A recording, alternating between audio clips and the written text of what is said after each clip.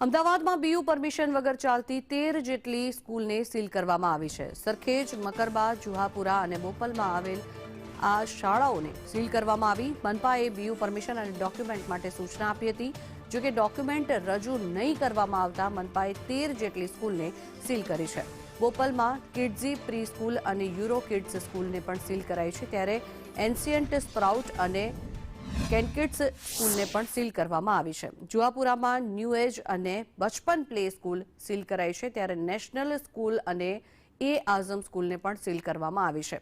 સરખેજની વાત કરીએ તો ગુલશન એ મહેર સ્કૂલને પણ સીલ કરવામાં આવી છે। મહત્વનું છે કે આ બધી જ શાળાઓને નોટિસ આપવામાં આવી હતી, તેમના ડોક્યુમેન્ટ્સ રજૂ કરવા માટે પણ કહેવામાં આવ્યું હતું, પરંતુ આ શાળાઓ દ્વારા કોઈપણ પ્રકારના ડોક્યુમેન્ટ્સ રજૂ કરવામાં ન આવ્યા અને બીયુ પરમિશન લેવામાં ન આવી હતી, જેના કારણે થઈને આ બધી જ શાળાઓને હાલ સીલ કરવામાં આવી છે। જુહાપુરા અને બોપલમાં આવેલ સ્કૂલને પણ સીલ કરવામાં આવી છે। અલગ અલગ અમદાવાદની 13 જેટલી શાળાઓને એકસાથે સીલ કરવામાં આવી છે।